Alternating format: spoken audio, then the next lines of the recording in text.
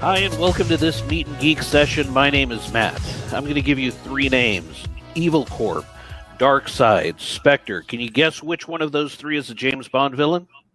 Only one of them is. The other two happen to be hacker groups, and they specialize in ransomware attacks. They've been attacking businesses, educational institutions, and during the pandemic, even remote workers.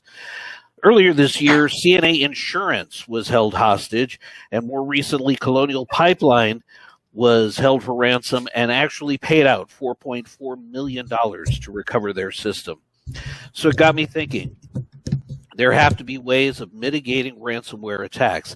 And so during my research, I came across a company that is coming to America. They are called Actiphy. And today I am joined by Robert from Actiphy. He's going to introduce us to the company and tell us about their flagship product. How you doing today, Robert? I'm doing fine, Matt. How about you? I'm doing well, thanks. So tell me, who is Actiphy? Actiphy. Okay. Actiphy is a company based out of Japan. Did you need a little more information than that? I need a little more information than that. Yeah. I'd be happy to give you that information, Matt. Actiphy. Well, let me give you a little bit of background. First off, they are coming to America not because they're brand new, but they are just expanding at this point in time. Okay. Actiphy started actually back in 1996, so they are not a brand new startup. They were established under the name of Net Japan. So that was Net Japan Incorporated. And initially as Net Japan, they would offer localized services in Japan, computer services, and they were also distributors of Japanese versions of really innovative international products. Well, for back then, yeah, they were really innovative products, but mostly software-based disk utilities to recover files and to, examine the disk for damage, etc. But it was all software based. Right. And in 2008, roughly a while ago, a few years ago, they changed their business model. They decided to get out of the distribution business and go straight to becoming a software publisher. And at that point in time, they introduced their flagship product, ActiveImage Protector. And so at that time, it was Net Japan's ActiveImage Protector. But as of July of 2020, last July, they changed their name from Net Japan to Actiphy. So and that's where we're at now. Why? Oh, yeah. Why the name change? Why the name change? Well, honestly, since 2008, they have expanded somewhat globally. Obviously, they have a really large presence in the Asian Pacific market. But they've expanded through partnerships and distributor partnerships. They've expanded. They would like to basically become a complete global presence. Right now, they have a semi-global presence, half it, but they changed their name partly because as they've expanded, they've expanded the brand recognition for ActiveImage Protector, but they wanted to have something a little bit more for universal branding, better recognition, so to speak. So they changed the name to Actiphy. ActiveImage Protector goes without saying in those circles, but now that it's Actiphy, there's a relationship there. So in terms of phonetics. So you said that there is global expansion taking place. What markets can we find Actiphy? Right now, obviously, APAC, Japan, Australia, Hong Kong, Singapore, Taiwan, the Philippines, and India. Okay. That covers Asia. In Europe, where they've expanded to as well, include Germany, Austria, Switzerland, Italy, and the UK. And at that point, it was a good idea to go ahead, jump the pond, and expand into North America. Okay. So let's get to the flagship product, ActiveImage Protector. What is that? Well, the tagline would go as, if this was a movie, the tagline would be a high-performance backup and disaster recovery solution. And I think solution is the key word here. That's the flagship product. And when I say solution, I mean it's not just a basic backup and recovery. Anybody can say that. but it's as far as being just a product or a utility, it's a solution. And as we get deeper into this conversation, I'll explain why it's geared more as a solution rather than just a basic product. It's got so many other things going for it. Well, let's not go deeper. Let's tackle it now. What does ActiveImage Protector do for me?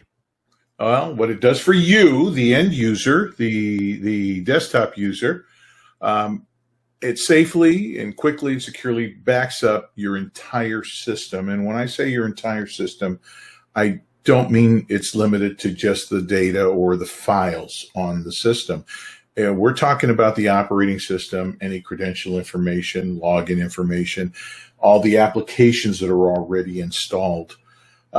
So it's that's one part of it, which makes it a complete solution because it does back up safely and securely, verifies the integrity of your entire system. Some you want to dig deep, some of the features and options that come to mind right now. And some of this may go over your head because it's kind of technical, but I'll give a brief explanation for it. I'll give you a brief explanation for it. The smart sector technology, which detects what sectors are occupied by data, where there is data. Doesn't make any sense to back up the blank space of the hard disk. So only where there's data. So right there, you're saving space with the consequent backup image file that's created. Data deduplication, another reason why the files are small. You enable data deduplication. Any redundant data is basically left out with a pointer saying, when we restore, grab that file and put it here. So fill that sector with this information on a restore. Takes advantage of these new CPUs with all the multi-core CPUs, takes advantage of CPU usage with our pipeline technology, which makes the backup process a lot more efficient, and it has less impact on your day-to-day workings when you're running stuff. So it's running in the background while doing a backup if you set it to do that. Military-grade encryption, which is a big deal these days. You mentioned a couple of evil corp and some ransomware types that nefarious types that like to take and hold data hostage, so to speak. And with military grade encryption, the backup image file is essentially impenetrable unless you know the passwords. In fact, you're not going to get a password from us. That's how impenetrable it is. That's something you're going to need to. There's no way for us. It's not like it's an iPhone where we're going to figure out a way to get in. So you can, with 128 or 256-bit encryption, again, that's probably a lot more important if you're running a business and that data needs to be secure from outside hand. We also have a couple of utilities that probably don't apply to the home desktop user. Is a backup isolation feature in which we cut all access off to the file once we back it up. So anything that permeates through won't infect or can get to that backup image file. We also have a feature, aside from verifying the integrity that your backup is good, we have a feature that checks bootability. And when I mean bootability, if you go and restore your entire system because maybe you have to replace the hard drive and it crashes, you can check whether or not it'll start up without actually having to restore it and then finding out it doesn't or finding out it does. So it checks the bootability and making sure. And again, there may be symptoms that are telling you the drive is going, which means your system files may be going as well too. And I mean, I'm sure it's happened before where you turn it on and there's a missing operating system. You're like, well, it was just working a minute ago. And one last thing for geared more towards businesses that use virtual servers. And when I say a virtual host, and what I mean by that, without getting into the minutia, is essentially you're using a single server to actually host different servers within itself. And that's a concept hard to wrap your head around if you're not in it all day or have been working with virtual machines in the past. But it's definitely a convenience. But we do have a standby feature a virtual standby feature in which it will create a replica of a live server that you may have running and place it in one of these hosts, but it's dormant and it's not running, but it's constantly getting updated with machines. So this is a relatively inexpensive sort of a switchover, or I can't call it a failover because that's a whole different definition. But if something happens to that main server, you can switch over to this one in the virtual or the host that's hosting virtual machines and get it up and running in minutes, so that nobody skips a beat and you're not losing any business continuity. So those features, the terms sound fairly technical. So is ActiveImage Protector really designed for an IT director of a large enterprise-sized business? Well, yes. I mean, it's not just for an IT director who's running an entire IT department that is enterprise level and all over the country. We have additions for the home user, home desktop user, to small mom and pop businesses that run basically one server and may have a small local area network in which they require backing up of everyone's systems as well, to medium businesses that may have multiple locations in a region, all the way up to enterprise level corporations. Now, I touched that Actiphy is already expanding, through Asia Pacific and through Europe and such. And they already have an install base in which manufacturers, utility companies, medical institutions, education and government institutions as well have implemented our solution as part of their backup plan. So so you named a number of consumers from high level, enterprise level, all the way down to the mom and pop shop. So that strikes me as there are probably varying operating systems at work here. So what are the operating system requirements for ActiveImage Protector? Well, we support any Windows or Linux desktop or server editions that are out there. So that being said, Microsoft's recently stopped their support of Windows 7. We still work with Windows 7. You're just not going to get any updates from Microsoft. So we stay current with all the new servers and the specific editions of these servers as well. I did mention virtualization or virtual servers or servers that host virtual machines. The word virtual is what's key here.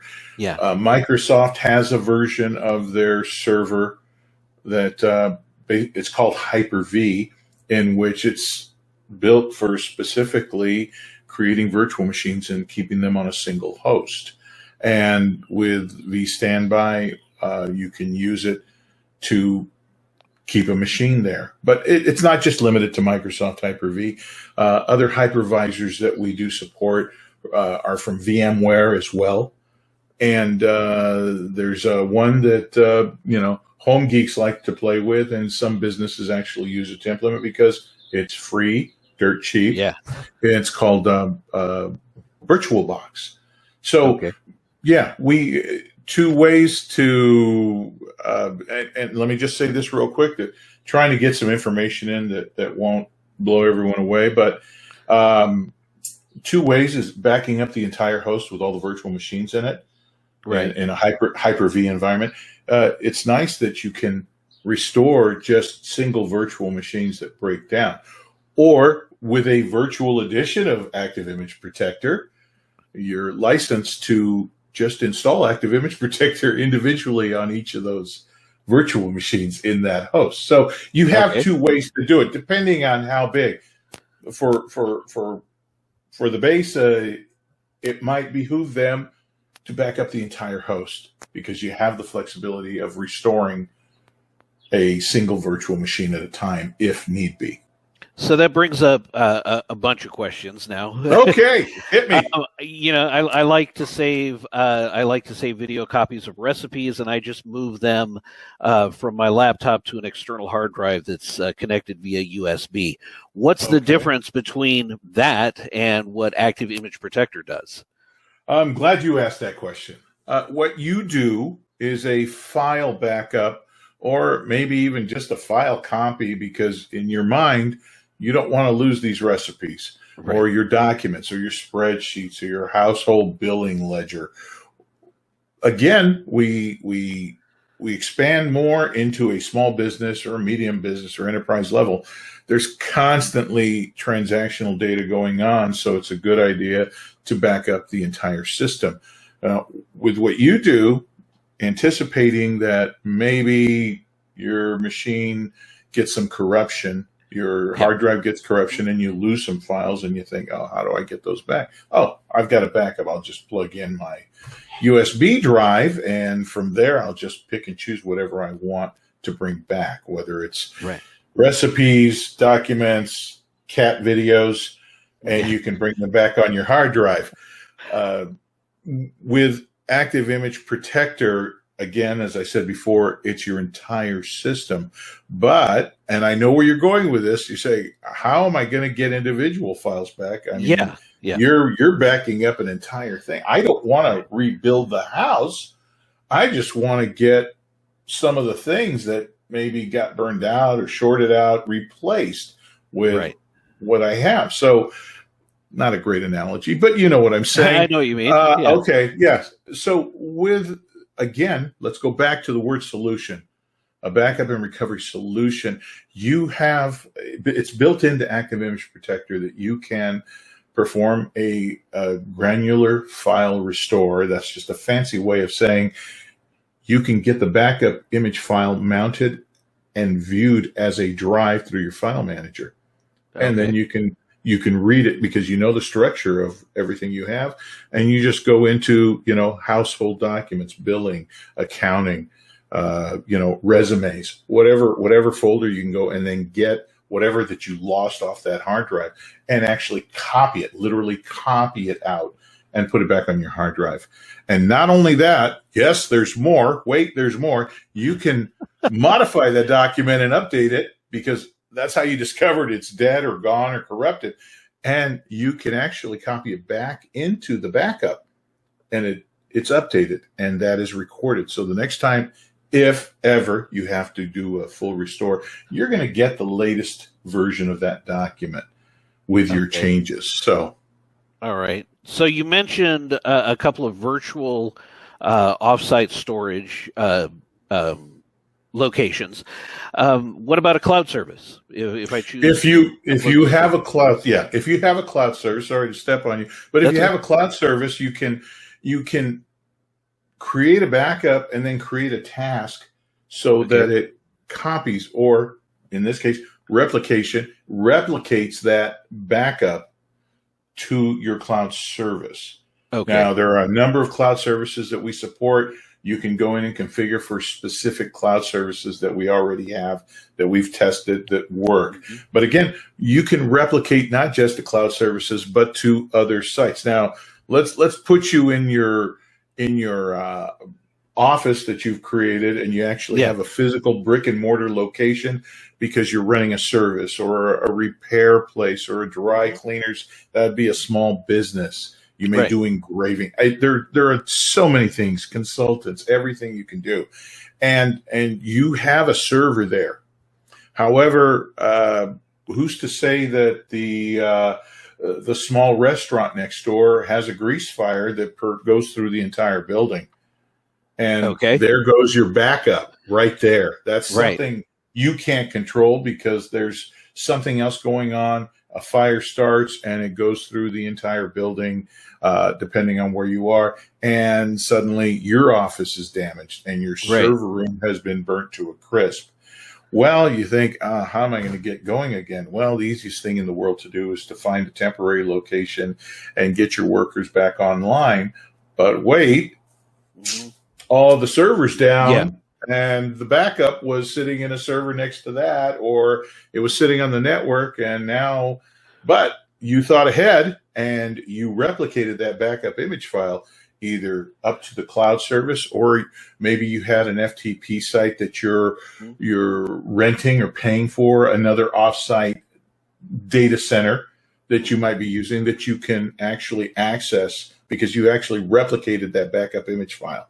Not only that, if you take other backups like incremental backups, they're smaller, they're associated with a big backup. You can grab a point in time and restore that as well. So yeah, it's important. It's paramount that you keep more than one copy of your backup image file, and it's even better if you never know what happens. You have to be prepared for something so that you can restore or recover using that backup image file that you're getting from somewhere else because it's not in the place. It's been damaged because it was somewhere where it wasn't protected as well as it could have been. So for those folks that are listening that may not be quite as tech savvy, what are some of the more popular or more well-known cloud services that you support? What we support in addition to, and again, here we are after, it's not the desktop people, but there are guys out there, guys and girls out there that have turned their home into a home network as well. Yeah. And they may be running a backup server or some storage. They may have a network attached storage that they invested in with several drives, but that's typical for a business. That's typical for a business from small to medium to large. You're going to have multiple destinations that are strictly configured for storage. Or you may just have another server that does a certain specific job and has a purpose, but you've connected extra drives into it specifically for getting backing up files too. So again, if you have an FTP site through your ISP, or you have a network shared folder, or you can communicate with your secondary office that's across town on the north side, and they have a server there, you've probably configured something where you can access that drive as well and send the backups there. Some of the cloud services that we support, well, I'll just run it down. Amazon S3, Azure, OneDrive, Dropbox, and a Google Drive, which is everywhere. I honestly, I don't know that I know anyone that doesn't have a Gmail address. So yeah, those are offsites that you can replicate your backup image file to in the event that something happens to your primary storage destination. So in my dry cleaning business, if the restaurant next door happens to catch fire and knocks my business out, or let's say I am overrun by a swarm of locusts, those are natural disasters. Those are natural disasters that are happening. At the beginning, I mentioned probably the most frightening man-made disaster out there right now, and that's a ransomware attack. If CNA Insurance or Colonial Pipeline had ActiveImage Protector in place, would they have been able to mitigate the damage that was done? Well, I understand that at least Colonial Pipeline had a backup in place because they're spending a lot of time restoring and making sure. I'm not there, so I'm not privy to what's going on. That being said, yes, ActiveImage Protector would be an excellent choice at having a plan for a solid backup plan that would help mitigate. Actually, it safeguards against ransomware. Okay. And that's probably the best plan. No, that is the best plan to combat ransomware. That way, I understand Colonial Penn, not to get off subject here, but they paid a ransom. Right, they did. And if somebody is nefarious enough to just take your data hostage and your information and demand a ransom, well, then they're too nefarious, because at that point in time, it's this whole incident has given those guys a really bad name, because now all someone has to say is, no, we're not going to pay your ransom. You know why? because your friends over there who took our data hostage gave us a decryption key and it doesn't work. Right. So why should we pay you a ransom for something? We're just going to wing it on our own. And because we use ActiveImage Protector and we have a solid backup plan in place. And we will be able to, because you have not infected those backup image files through isolation, or because we keep them off site so you can't get to them there, we're going to just restore. And then we're going to take a good hard look as to how it got in and make sure it doesn't happen again, but you're not going to get a cent from us. So yes, a good solid backup plan may put you behind, but if you're scheduling backup tasks and incremental tasks to keep everything up to date, then you know what kind of damage you're going to have and how far back you are. But that's a lot better than not getting everything back at all. Earlier, you listed some of the features that ActiveImage Protector has. Can you point to one or two that sets your solution apart from the rest of the field? Well, one thing is the backup isolation, where you take your backup image and you're putting it on a storage device, and then you're cutting access off completely. So what that means is that no nefarious software is going to come in. Well, software is not nefarious, but you know what I'm saying. Yes, malicious software. No malicious software. Yeah, malicious software is going to go in and permeate and try to get through that locked door, so to speak. So that's one way of getting protected. But you're also creating redundant files by using replication. And you're replicating to offsite locations that, honestly, this malware is not going to permeate to, because it's not something you're accessing regularly. So if it's a local backup, you can cut and isolate that backup image file locally. Secondly, if you replicate to an offsite location, you're only accessing it when you're doing a backup. So you can't, you're protecting all those redundant copies, those clones, replicas, or whatever you want to call it, the replication files offsite. Okay. I hear birds in the background. It sounds like you are in the cloud. We only have a few minutes left. Trying to get oxygen. But for anybody that is interested in trying out ActiveImage Protector, can they take it for a test spin? Yes. In fact, I'm showing you a slide now. On how to access, just go to Actiphy.com and you'll be redirected. Whatever country you're in, wherever you're listening from, it will automatically take you to that language portal or website.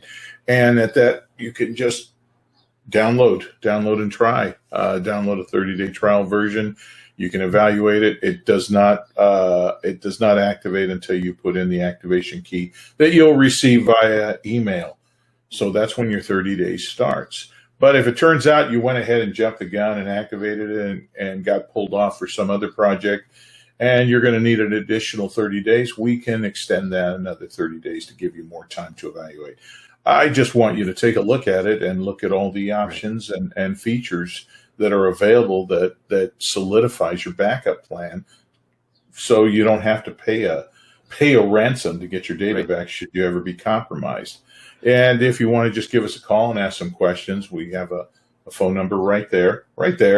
Or you can email us at global-sales at Actiphy.com. And since you brought up, surprise, surprise, you brought up the whole ransomware, I've got some links here that are very, very informative, which explain some of the best practices, has suggestions, and verifies what I've been saying. The best way to safeguard against ransomware is a good, solid backup plan, and you get that with ActiveImage Protector. Right. Okay. I know that some people may not have had a chance to check in today, or those that did might want to share this. Can we place a recording of this cast on your website as well? Yes, we can, and we will. Okay. There'll be a recording of this webcast on there, and again, it's a very informative website. You download, check it out. And can we invite you back in the future to maybe go over some of the features in more detail? I'd be glad to. In fact, I'd like to just do a series in which we will go from installation to configuration and explain the utilities that are free that come with ActiveImage Protector. Excellent. All right. I think that wraps everything up for this Meet and Geek session. Robert, thanks so much for joining me. Thanks for having me on. I appreciate it. All right. So, like I said, that wraps things up. So until next time, my name is Matt. Take care. My name is Robert. Thanks for having me again. Bye. Bye-bye.